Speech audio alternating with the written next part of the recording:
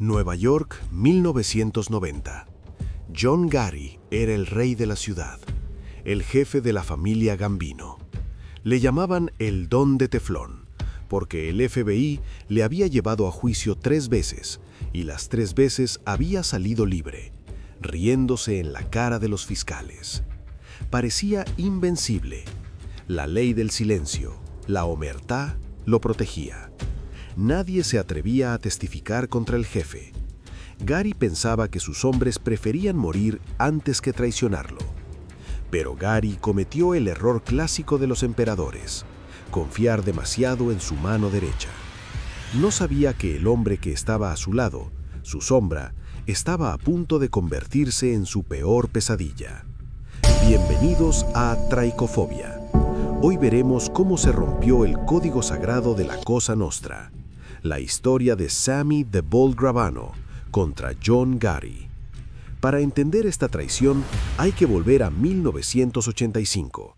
Gotti y Sammy no eran solo jefe y subjefe, eran cómplices en el crimen más audaz de la década: el asesinato de su propio jefe, Paul Castellano, frente a un restaurante en Manhattan. Ese golpe los unió con sangre. Gotti se convirtió en el jefe y Sammy en su subjefe, underboss. Eran el dúo perfecto. Gotti era la cara carismática, el ego, el dapper Don. Sammy era el músculo, el ejecutor silencioso, el hombre que se ensuciaba las manos.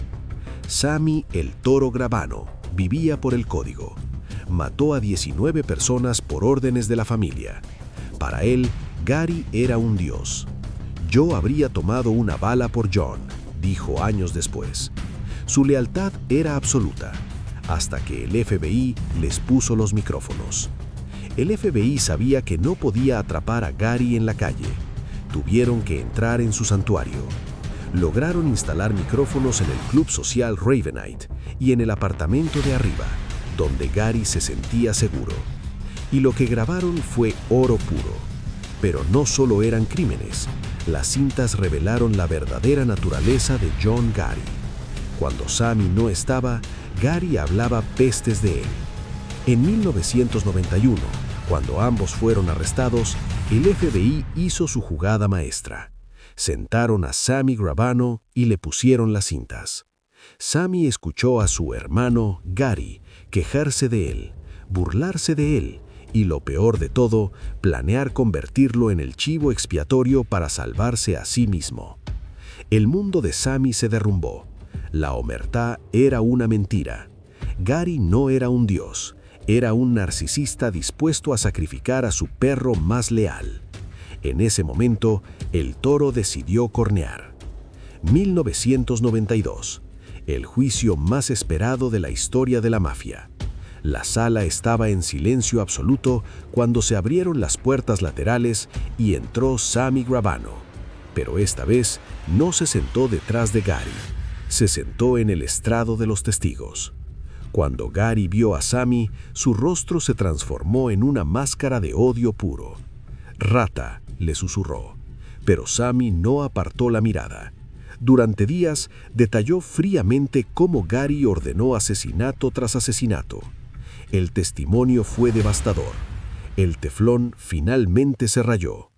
El jurado tardó solo 14 horas en declarar a John Gotti culpable de todos los cargos, incluidos 5 asesinatos. Fue condenado a cadena perpetua sin posibilidad de libertad. John Gotti, el último gran padrino mediático, murió en una prisión federal de cáncer de garganta en 2002. Su imperio se desmoronó. ¿Y el traidor? Por confesar 19 asesinatos y entregar a Gotti, Sammy solo cumplió 5 años de prisión. Entró en el programa de protección de testigos, desapareciendo en las sombras de Arizona.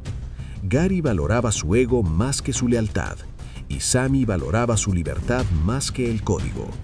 En el mundo del crimen, la confianza es la moneda más cara, y la traición es el único pago seguro. Si te apasionan estas historias donde el poder se rompe desde dentro, suscríbete a Traicofobia.